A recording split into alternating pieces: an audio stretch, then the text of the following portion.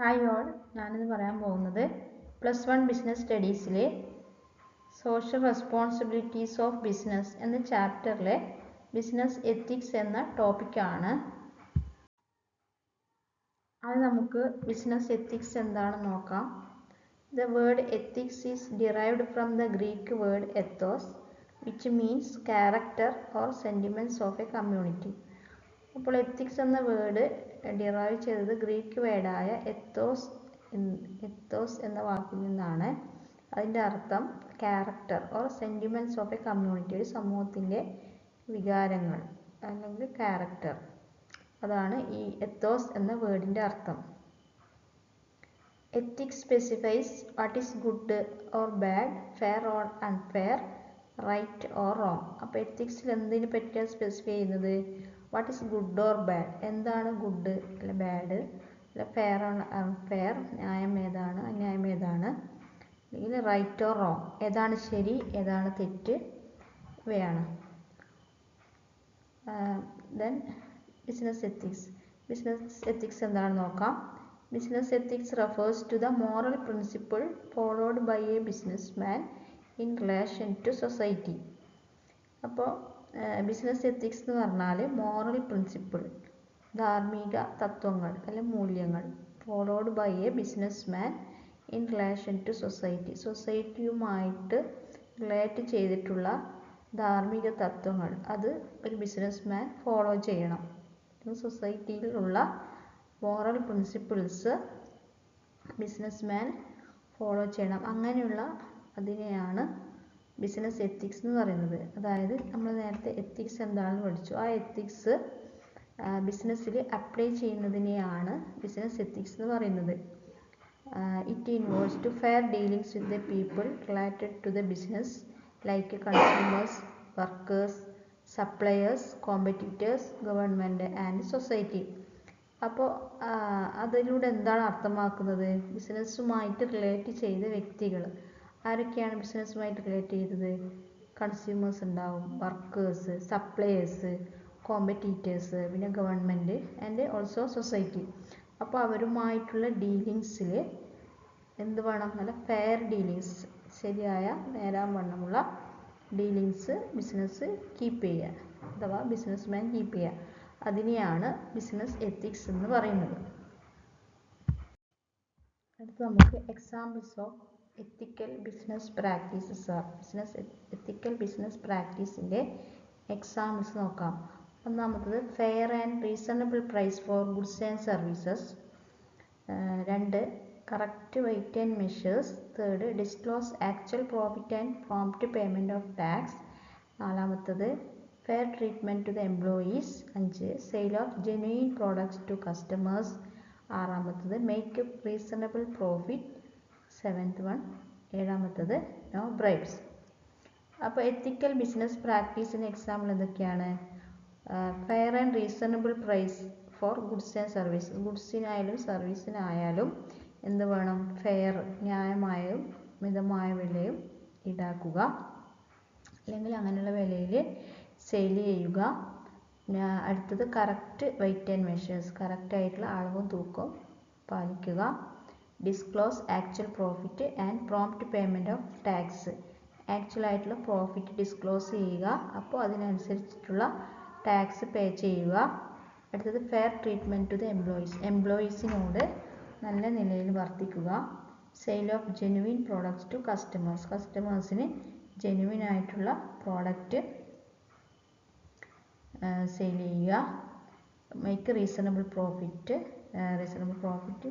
Make ചെയ്യുക. അടുത്തത് no bribes, കൈക്കൂലിയൊന്നും വാങ്ങാതിരിക്കുക. അപ്പോൾ ഇതൊക്കെയാണ് എത്തിക്കൽ ബിസിനസ് പ്രാക്ടീസിനുള്ള എക്സാമ്പിൾസ്. അടുത്തത് common unethical business practices are as follows. Common ആയിട്ടുള്ള അൺഎത്തിക്കൽ ബിസിനസ് പ്രാക്ടീസ് എന്തൊക്കെയാണെന്ന് നോക്കാം. ഒന്നാമത്തത് അഡൾട്ടറേഷൻ, എന്നാൽ മായം കലർത്തുക. അപ്പോൾ ഗുഡ്സ് പ്രൊഡ്യൂസ് ചെയ്യുമ്പോൾ അതിൽ അഡൾട്ടറേഷൻ, മായം ചേർക്കുക. പുവർ ക്വാളിറ്റി ഗുഡ്സ് ആൻഡ് സർവീസസിനും പുവർ ക്വാളിറ്റി ഉണ്ടായിരിക്കുക, അല്ലെങ്കിൽ പുവർ ക്വാളിറ്റിയുള്ള ഗുഡ്സ് ആൻഡ് സർവീസസ് പ്രൊഡ്യൂസ് ചെയ്യുക, അത് സെയിൽ ചെയ്യുക. മൂന്നാമത്തത് black marketing and hoarding, black marketing എന്ന് പറഞ്ഞാൽ കരിഞ്ചന്ത അല്ലെങ്കിൽ പൂഴ്ത്തിവെപ്പ്, അതൊക്കെ ചെയ്യുക. നാലാമത്തെ മിസ്ലീഡിങ് അഡ്വർടൈസിങ്, തെറ്റിദ്ധരിക്കപ്പെടുന്ന പരസ്യങ്ങൾ ഉണ്ടാക്കുക. അഞ്ചാമത്തത് ഫേക്ക് ഗുഡ്സ്, ഫേക്കായിട്ടുള്ള ഗുഡ്സ് സെയിൽ ചെയ്യുക, പ്രൊഡ്യൂസ് ചെയ്യുക. ആറാമത്തത് ഡിസെപ്റ്റീവ് പാക്കേജിങ്, വഞ്ചനാപരമായിട്ടുള്ള പാക്കേജിങ്, തെറ്റിദ്ധരിക്കപ്പെടുന്ന പാക്കേജിങ് ചെയ്യുക. ഏഴാമത്തത് പൊല്യൂഷൻ ഓഫ് എൻവയോൺമെൻറ്റിനെ പൊല്യൂട്ട് ചെയ്യുക.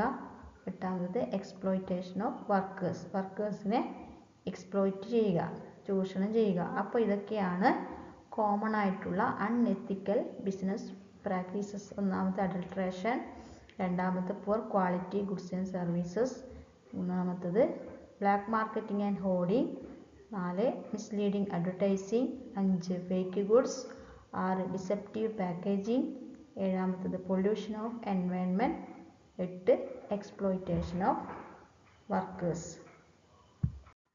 അപ്പോൾ നമ്മൾ എന്തൊക്കെ പഠിച്ചു? ബിസിനസ് എത്തിക്സ് എന്താണെന്ന് നോക്കി, പിന്നെ അതിൻ്റെ എക്സാമ്പിൾ പഠിച്ചു, പിന്നെ കോമൺ ആയിട്ടുള്ള അൺഎത്തിക്കൽ ബിസിനസ് പ്രാക്ടീസസും പഠിച്ചു. അടുത്ത് നമ്മൾ എന്താ നോക്കാൻ പോകുന്നത്? Elements of business ethics. Business എത്തിക്സിൻ്റെ elements. Practising business ethics means doing things in conformity with existing norms or standards of society. അപ്പോൾ ബിസിനസ് എത്തിക്സ് പ്രാക്ടീസ് ചെയ്യുക എന്നതുകൊണ്ട് എന്താണ് ഉദ്ദേശിക്കുന്നത്?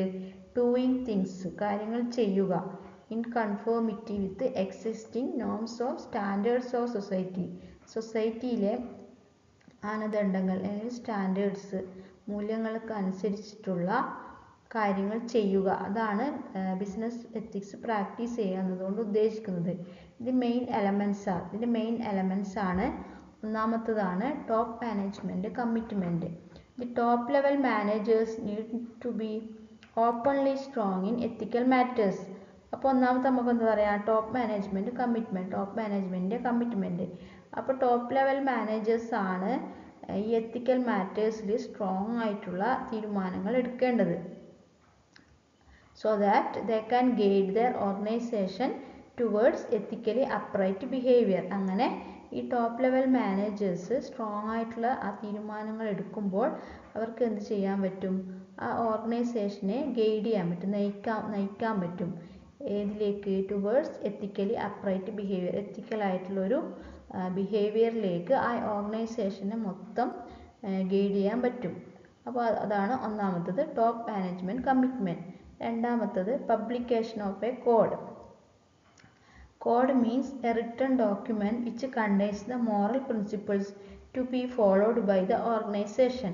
അടുത്തതാണ് പബ്ലിക്കേഷൻ ഓഫ് ഒരു കോഡ് പബ്ലിക്കേഷൻ ചെയ്യുക. കോഡ് മീൻസ്, കോഡ് എന്ന് പറഞ്ഞാൽ എന്താണ്?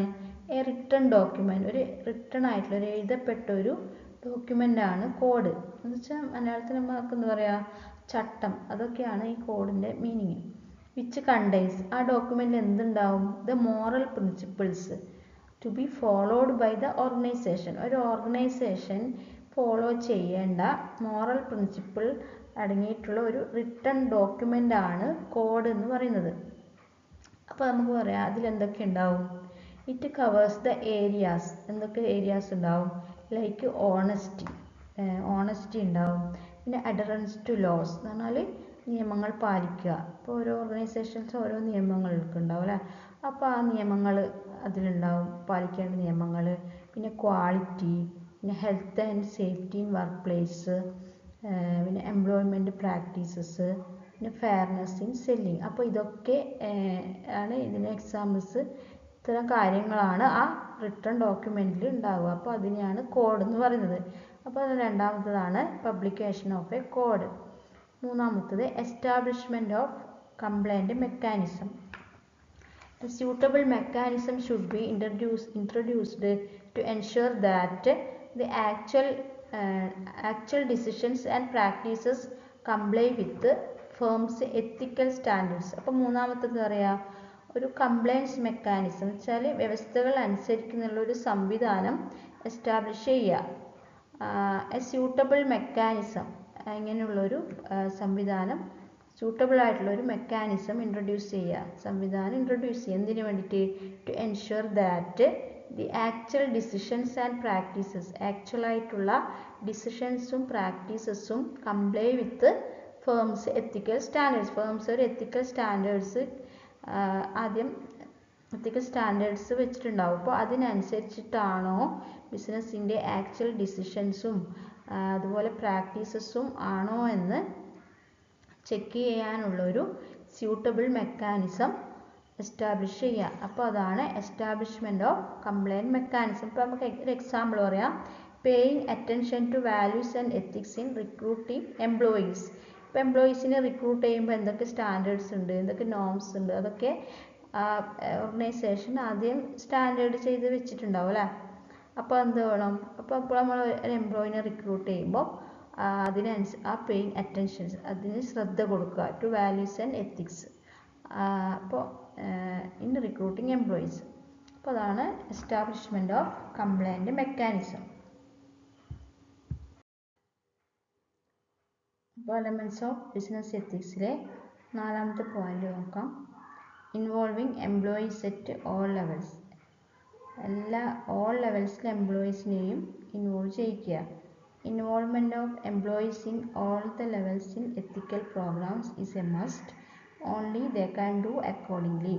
അപ്പോൾ എന്താണ്, ബിസിനസ്സിൻ്റെ എത്തിക്കൽ പ്രോഗ്രാംസിൽ എല്ലാ ലെവൽസിലെ എംപ്ലോയീസിനെയും ഇൻവോൾവ് ചെയ്യിക്കുക. അപ്പോൾ എന്നാൽ മാത്രമേ അവർക്ക് അതിനനുസരിച്ച് പ്രവർത്തിക്കാൻ പറ്റൂ. For example, conducting a group discussion among the employees in small groups to discuss the ethical policies to be followed in the firm. അപ്പോൾ എംപ്ലോയീസിൻ്റെ ഇടയിൽ ഒരു ഗ്രൂപ്പ് ഡിസ്കഷൻ കണ്ടക്ട് ചെയ്യുക ഇൻ സ്മോൾ ഗ്രൂപ്പ്സ്. ഒന്നുകിൽ സ്മോൾ ഗ്രൂപ്പ്സ് ആയിട്ട് തിരിച്ചിട്ട് അല്ലെങ്കിൽ എങ്ങനെയെങ്കിലും ഒരു ഗ്രൂപ്പ് ഡിസ്കഷൻ കണ്ടക്ട് ചെയ്യിക്കുക. To discuss the ethical policies to be followed in the firm. Firm follow ചെയ്യേണ്ട എത്തിക്കൽ പോളിസീസ് ഡിസ്കസ് ചെയ്യിക്കാൻ വേണ്ടിയിട്ട് എംപ്ലോയീസിൻ്റെ ഇടയിൽ ഒരു ഗ്രൂപ്പ് ഡിസ്കഷൻ കണ്ടക്ട് ചെയ്യുക. അടുത്തതാണ് മെഷറിംഗ് യൂണിറ്റ്സ്. അപ്പം 5ാമത്തത്, the firm can monitor the actual performance with the ethical standards and they can take necessary steps for further course of action. അപ്പം the firm can monitor, ഫേമിന് monitor ചെയ്യാൻ പറ്റും the actual performance എത്തിക്കൽ സ്റ്റാൻഡേർഡ്സിനനുസരിച്ചിട്ടാണോ എന്നുള്ള ഇത് monitor ചെയ്യാൻ പറ്റും. അപ്പോൾ അങ്ങനെ മോണിറ്റർ ചെയ്യുമ്പോൾ എന്തെങ്കിലും നെസസറി സ്റ്റെപ്സ് സ്വീകരിക്കാൻ പറ്റും. അത്യാവശ്യമായിട്ടുള്ള ഇതിന് വേണ്ടിയിട്ട് ഇപ്പോൾ ഫർദർ കോഴ്സ് ഓഫ് ആക്ഷൻ അഥവാ ആവശ്യമാണെങ്കിൽ അത്യാവശ്യമായിട്ടുള്ള നെസസറി സ്റ്റെപ്സ് കണ്ടക്ട് ചെയ്യിക്കുക. അപ്പോൾ അതാണ് മെഷറിംഗ് യൂണിറ്റ്സ്. അപ്പോൾ ഇതൊക്കെയാണ് എലമെൻറ്റ്സ് ഓഫ് ബിസിനസ് എത്തിക്സിൽ വരുന്നത്. അപ്പോൾ നമ്മൾ ഇന്നത്തെ ക്ലാസ്സിൽ എന്തൊക്കെ പഠിച്ചു? ബിസിനസ് എത്തിക്സ് എന്താണെന്ന് പഠിച്ചു, അതിന് എക്സാമ്പിൾ പഠിച്ചു, പിന്നെ കോമൺ ആയിട്ടുള്ള അൺഎത്തിക്കൽ ബിസിനസ് പ്രാക്ടീസസ് എന്തൊക്കെയാണ് നോക്കി, പിന്നെ പഠിച്ചത് elements of business ethics. Thank you.